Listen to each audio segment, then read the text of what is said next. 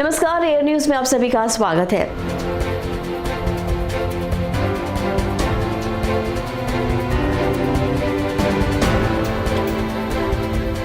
कल मैं अपने मित्र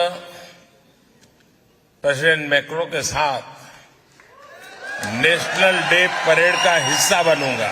ये आत्मीयता सिर्फ दो देशों के नेताओं के बीच नहीं है, बल्कि ये भारत फ्रांस की अटूट दोस्ती का प्रतिबिंब है।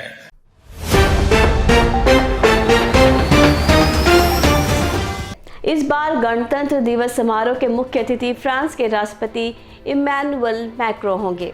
अमेरिकी राष्ट्रपति जो बाइडेन के इनकार के बाद फ्रांस के राष्ट्रपति को न्योता भेजा गया है। अगर मैक्रों भारत का इनविटेशन स्वीकार करते हैं तो ऐसा छठी बार होगा जब फ्रांसीसी राष्ट्रपति भारत की रिपब्लिक डे परेड में शामिल होंगे। सन 1976 से लेकर भारत अब तक 5 बार फ्रांस के राष्ट्रपति को रिपब्लिक डे के लिए आमंत्रित कर चुका है। इसी साल पीएम नरेंद्र मोदी भी फ्रांस की बेस्टिल डे परेड में बतौर चीफ गेस्ट शामिल हुए थे। वो इस परेड में शामिल होने वाले दूसरे भारतीय प्रधानमंत्री थे। परेड में भारतीय राफेल ने उड़ान भरी थी। इसके अलावा भारत की तीनों सेनाओं के मार्चिंग दस्ते के 269 जवानों ने परेड में हिस्सा लिया था। आपको बता दें कि 12 दिसंबर को खबर आई थी कि अमेरिकी राष्ट्रपति जो बाइडेन रिपब्लिक डे साल 2024 यानी गणतंत्र दिवस के लिए भारत नहीं आएंगे। 26 जनवरी के दौरान उनका शेड्यूल काफी बिजी है। इसके अलावा भारत में जनवरी में होने वाले क्वाड समिट भी टाल दी गई थी। ये बैठक 26 जनवरी के आसपास होने वाली थी। रिपोर्ट्स के मुताबिक क्वाड की मीटिंग के लिए भारत ने जो शेड्यूल बनाया था उस पर बाकी देश सहमत नहीं थे।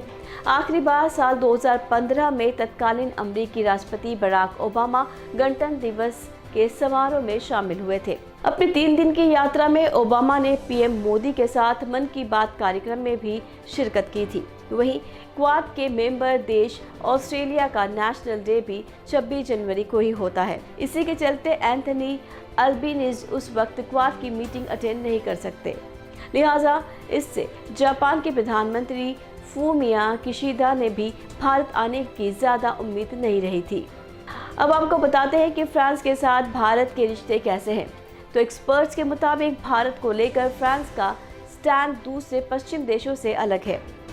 कई बार अमेरिका, ब्रिटेन और जर्मनी को भारत में मानवाधिकार और लोकतंत्र को लेकर सवाल खड़े करता है। फ्रांस इनकी तुलना में भारत के आंतरिक मामलों में काफ़ी कम दखलंदाजी करता है। ये एक मुख्य वजह है कि भारत का फ्रांस के साथ कभी कोई बड़ा मनमुटाव नहीं रहा है।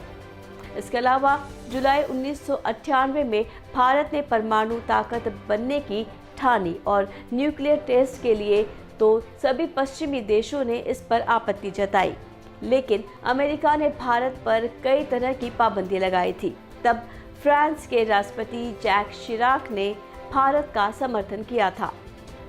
पश्चिम देशों के उलट जाकर फ्रांस ने भारत को न्यूक्लियर प्लांट सेटअप करने में मदद की। रूस के बाद फ्रांस इकलौता ऐसा देश है जिसने भारत की न्यूक्लियर कैपेबिलिटी को बढ़ाने में मदद की। इस प्लान को लेकर दोनों देशों के बीच बातचीत अभी जारी है। महाराष्ट्र के जैतपुर में लगा परमाणु प्लांट फ्रांस की मदद से ही मुमकिन हो पाया है। वहीं यूक्रेन जंग के बाद से भारत हथियारों को लेकर रूस पर अपनी निर्भरता को कम करना चाहता है। इसके लिए वो रास्ते तलाश रहा है। किसी एक देश पर निर्भर रहने की बजाय भारत अलग अलग देशों के बेहतर हथियारों को सेना के लिए खरीद रहा है। भारत ने फ्रांस से राफेल विमान खरीदे हैं। यही वजह है कि भारत ने फ्रांसीसी राष्ट्रपति को गणतंत्र दिवस के लिए न्योता भेजा है। ऐसी और अपडेट्स के लिए जुड़े रहिए हमारे साथ। फिर मिलेंगे अगले वीडियो में। दीजिए विदा। नमस्कार।